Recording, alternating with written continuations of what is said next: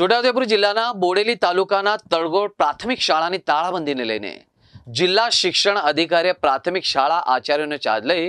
અને શાળાના બીજા શિક્ષકને આચાર્યોને ચાર્જ સોંપવામાં આવ્યો હતો। ગ્રામજનોના વિરોધને લઈને શાળાના આચાર્યની બોડેલી ખાતે બદલી કરી દેવામાં આવી હતી। બોડેલી તાલુકાના તરગોળ ગામે પ્રાથમિક શાળાના બાળકોને મજૂરી કામ શાળાના આચાર્ય કરાવતા હતા, જેનો વિડીયો વાયરલ થતા તેની ગંભીર નોંધ જિલ્લા શિક્ષણ અધિકારીએ લેતા તાલુકા પ્રાથમિક શિક્ષણ અધિકારી તેમજ અન્ય કર્મચારીઓને શાળાએ મોકલી તપાસ કરાવતા ગ્રામજનોએ શાળાના આચાર્ય ભાવનાબેન ની સામે બાળકોએ શિક્ષણ આપવાની જગ્યાએ તેઓ પાસે મજૂરી કામ કરાવે છે તેવા આક્ષેપો કર્યા હતા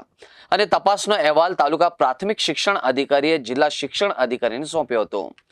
3 દિવસથી પ્રાથમિક શાળાને તાળાબંધી કરવામાં આવી હતી અને આચાર્ય સામે લોકોમાં રોષ હતો। જિલ્લા પ્રાથમિક શિક્ષણ અધિકારીએ રોષ ઠંડો પાડવા માટે તાત્કાલિક અસરથી પગલાં ભર્યા હતા અને સમગ્ર અહેવાલ શિક્ષણ નિયામક ગાંધીનગરને મોકલી આપવામાં આવ્યો હતો। પ્રાથમિક શાળા તાલુકો બોડેલી ખાતે શનિવારના રોજ જે વિડીયો વાયરલ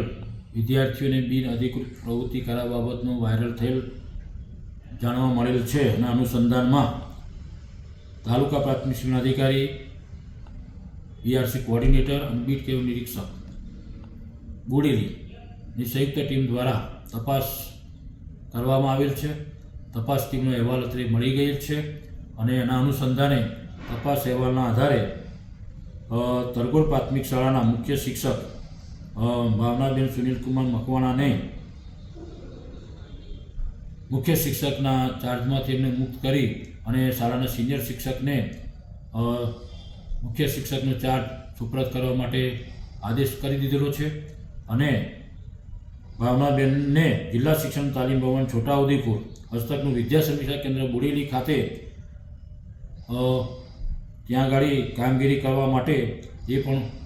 હુકમના અમલ કરવા માટે જણાવેલ છે। અત્યારે ઓલરેડી એમને વિદ્યા સમીક્ષા કેન્દ્ર ખાતે